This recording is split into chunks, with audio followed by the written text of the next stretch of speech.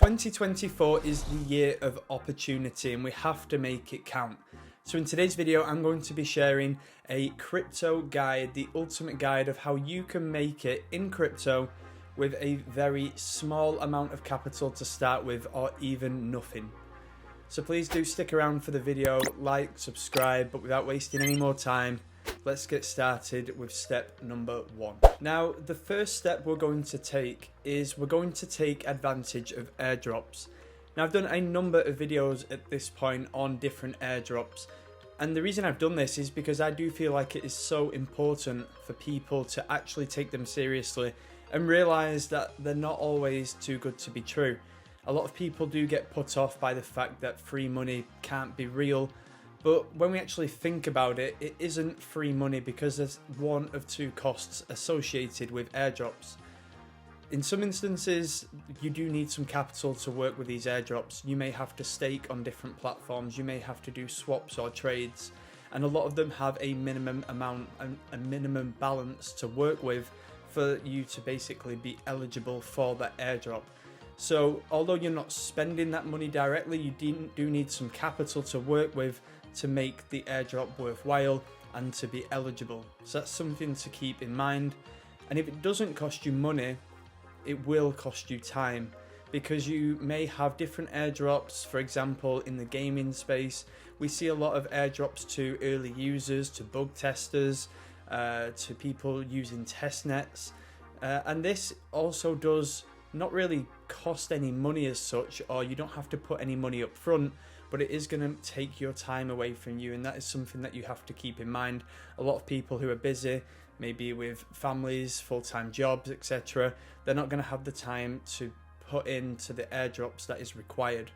So that's something to keep in mind with airdrops, that they are not completely free. Your time is worth something, and when people say it's too good to be true, that isn't actually the case, because you are committing something in one way or the other. But the thing is, there are so many airdrops right now in different ecosystems. It really is about just picking out the ones that you have the most conviction in and just doubling down on them and making sure that you're doing everything that you can to be eligible. So I'll leave a link in the description to all of the videos that I have put out there on airdrops over the last few weeks.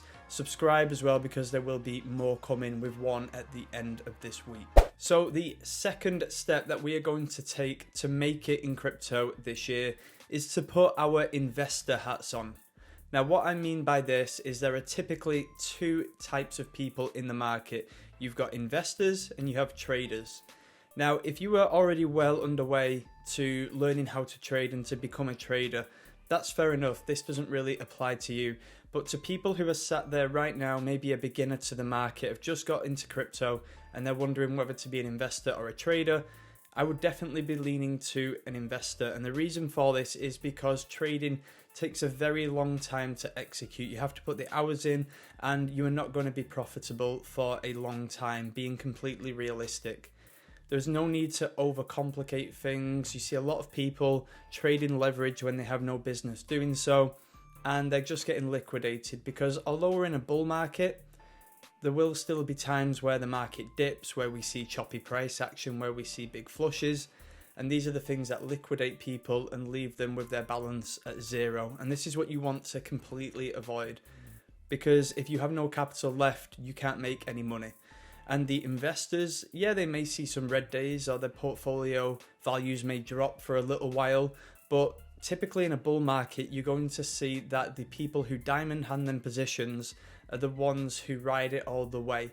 It really is just about not overcomplicating things here, because a lot of the people feel like they need to rush to make $1 million or whatever it may be. It isn't the case. You just need to be patient. Make sure you stick around, because when the market really does go parabolic, there's no point seeing that if you've got no capital left.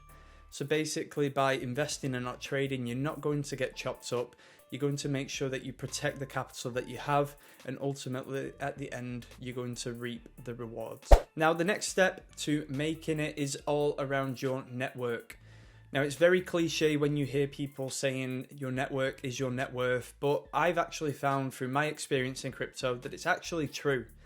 Now, the reason I say this is because when you're on this crypto journey, it can be lonely at times, especially in them early stages, but finding maybe a person or a group of people who are on that same journey as you, or a similar journey, who share similar interests, who research the same types of projects, whatever it may be, you know, coming together and sharing ideas, sharing alpha, adding value to others as well as them adding value to you is definitely going to be beneficial, and it's going to speed up that process, and you're going to find projects earlier, you're going to be in trades with more conviction, whatever it may be, whatever your journey is. But the bottom line of it is that there are tools out there. You've got platforms such as Telegram, Discord, Twitter. There's no reason for you not to be utilizing these to find a person or a group of people to connect with. Now, by all means, I wouldn't be going out there trying to target a specific individual to become friends with, or, you know, just expecting the first person you talk to become best friends with for the rest of your life. But if you just put yourself out there, if you get involved in some different communities, start replying to people, that kind of stuff, eventually over time you're going to build up a network, a group of people that you become friendly with, or you actually learn a lot from. And from there, you know, that crypto journey is just going to become so much easier. It's definitely something that I wouldn't fade. Even if you're not too comfortable with it, step outside your comfort zone and make sure that you're putting yourself out there and doing what you can to help yourself and your network. This next step might not apply to everyone, but it is around sharing content. Now, some people will think that being an influencer is cringe or whatever, but I cannot stress to you the opportunities and the doors that it can open. Now, if you don't really have anything to share, or you're a beginner, then maybe this doesn't apply to you, or you're not too comfortable putting your neck on the line. But if you've been around a while and you've not been sharing content, but you actually have some alpha to share, or you find low cap gems early, or you've been airdrop farming and found some really good airdrops, you know, there's a ton of different categories where you can basically make that your niche and share content. Now, it isn't easy. It takes a lot of patience. It takes a lot of consistency, but eventually the rewards are huge. Now, for myself, I've been around in the space for 6 years at this point.